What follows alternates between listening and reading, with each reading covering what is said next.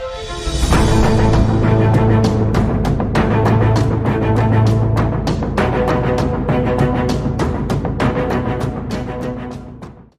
ready for the dictation.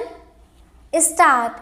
We believe that the private sector, both in agriculture and industry, will provide the needed thrust to economic growth. However, government will have to continue to play a crucial role in strengthening the social and physical infrastructure. This cannot happen unless the fiscal health of the government at the center and in the states improves considerably and gains strength. The realization of the social and economic objectives of the ninth plan depends critically on our being able to finance public investment in crucial areas of social and physical infrastructure. We will fail in our duty if we do not improve the central and state finances. The center has started taking certain firm measures to fulfill our responsibility. I urge the state governments to put their finances in order. Dear Chief Ministers, recent trends in this regard are alarming. States' own contribution to plan financing has been almost non-existent. States are increasingly borrowing even to finance their current consumption. Reluctance to mobilize additional resources to meet increasing expenditure is the reason for this. There is a need for austerity all around to contain wasteful public expenditure. Revenue should be increased through a greater attention to efficiency and productivity of the enormous human and financial resources we invest in our various schemes. Can we accomplish this without a political consensus to end competitive populism? We are aware that the center has taken certain measures in recent years that have had serious, though indirect, repercussions on state finances. As an example, I mention the implementation of the Fifth Pay Commission's recommendations. Adoption of these at the center has had a snowballing effect on states. I can assure you that we will be more considerate of states' interests in such matters in future. Charity begins at home. I would say the same about cutting the central government's expenditure. I urge all central ministries to enforce expenditure management rigorously. Why should we not have more essential expenditure in the social sector? Today, there is both a need and scope to raise resources through levying reasonable electricity tariffs and irrigation charges. Untargeted and unintended subsidies often lead to distortions in resource allocation besides failing to benefit the really poor.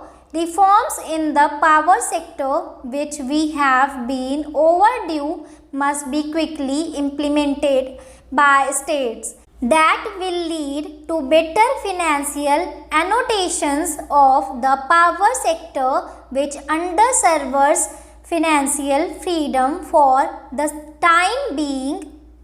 We should also address the problem of implicit subsidies. For instance, take the subsidies for higher education. Is it not paradoxical that even rich students pay college fees that in some states are less than what they spend on cold drinks? No government can afford to provide costly services free of cost universally. They must levy reasonable user charges wherever possible, particularly for non-merit goods and services. What is required is a change in the mindset in the fixed inherited nations about subsidized public services. We should not be prisoners of the past. Subsidized services should be restricted to only those who cannot afford to pay. There is tax competition among states to attract private investments. Such policies are harmful as states have lost tax revenue without much influencing investment decisions. This must stop. Better infrastructure, faster decision making, and investor friendly environment are more important in the decision making of the investor community. A practice that is pushing states towards fiscal crisis is the ready extension of guarantees to the borrowings of state level public enterprises.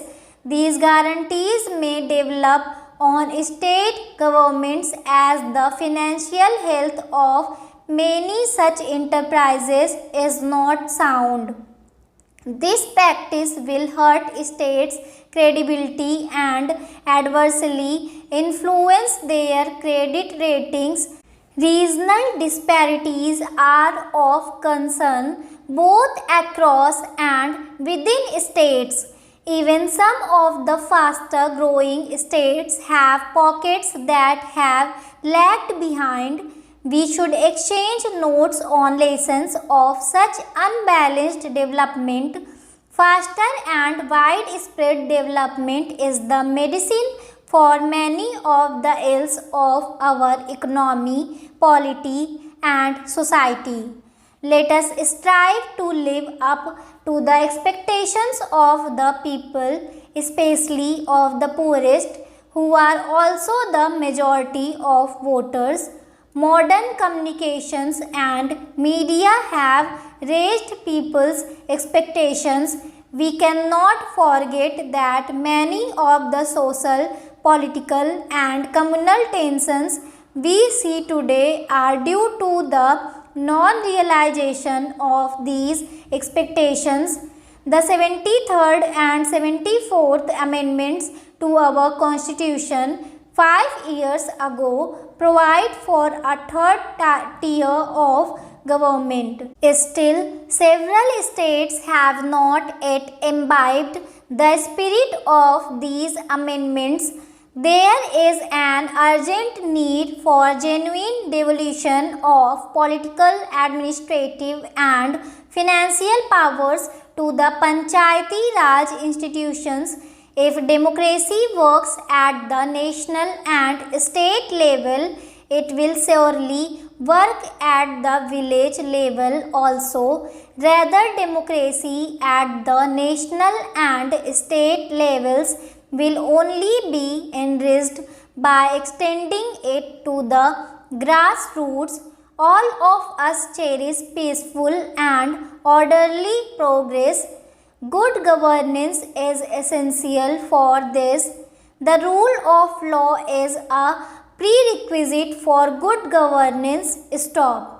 Hello short हैंडियंस, welcome to my YouTube channel. ऐसे ही और hard words की outline और words differentiation की videos के लिए please video को लाइक, शेयर और चैनल को सब्सक्राइब करें and don't forget to press the bell icon. Thank you.